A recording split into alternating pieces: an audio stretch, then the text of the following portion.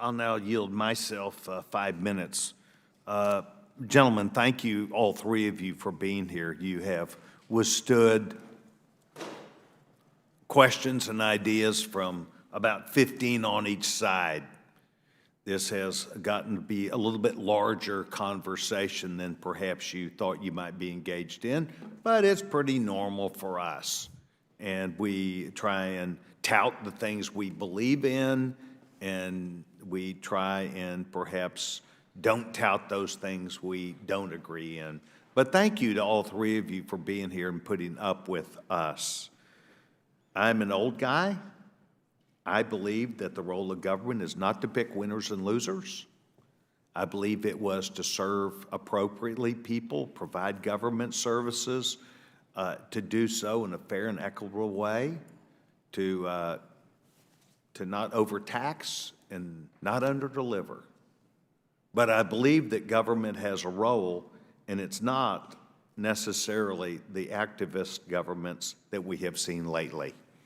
If you go back about 2 hours ago, there was a discussion about prudent risk management, lowering risk. Oh, look at the long term, maybe 20 years of a return. Well, that's good if you can do that.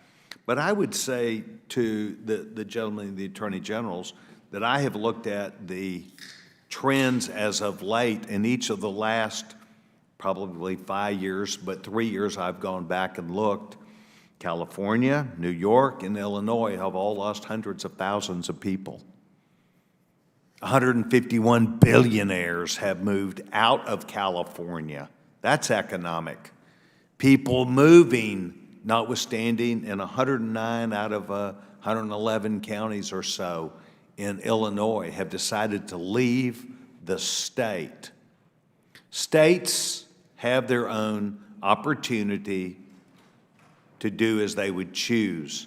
But activist governments, just like our federal government now, are lending themselves to picking winners and losers, making decisions for people, and doing things off their own regard, even in midst of our nation being probably a 50-50 country.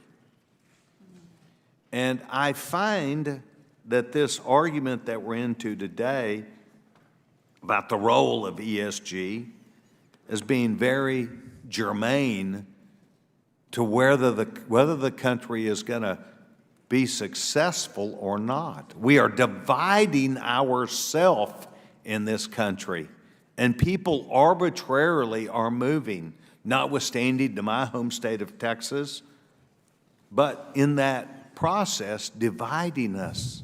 Mr. Marshall, Mr. Reyes, please tell me, you come from two states that I don't think you try and divide each other. You don't try and pick winners and losers, but you do see where there are marketplace problems out there where people are doing that. Are you rejecting those ideas, or you're simply trying to philosophically say, let's let our state, business decide where it goes, schools decide where they go, and try and be successful? Mr. Marshall. It is clearly the latter. One of the things that we have attempted to advance here today is this is not an objection to the individual investor. This is a question about whether those with outsized influence as a result of the assets in which they manage have the ability to dictate public policy that ought to be decided by accountable legislative bodies, as well as companies, pension funds, being able to dictate societal values in places in which they are not present. That's the purpose of this hearing today, I believe, and it's the focus of what we've talked about. Thank you. Mr. Reyes.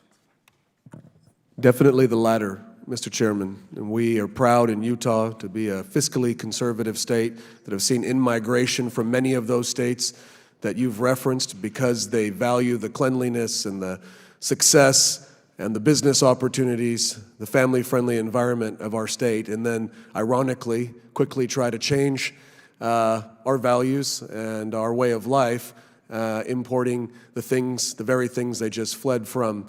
ESG is part of those policies and a process that thwarts the free market, that caused them to leave where they came from and enjoy where they're living now in the great state of Utah. So I appreciate, on behalf of my citizens who are very concerned about this on many levels, this being ESG, not just data in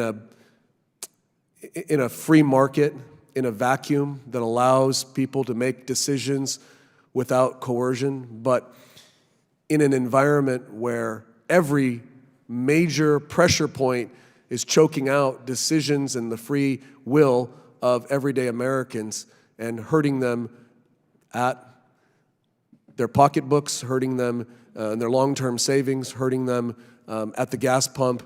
And these are the things that we hope that you'll continue to hold hearings on with regard to this ESG movement. Thank you very much. I simply call it active government making decisions on behalf of free people, and I agree with you.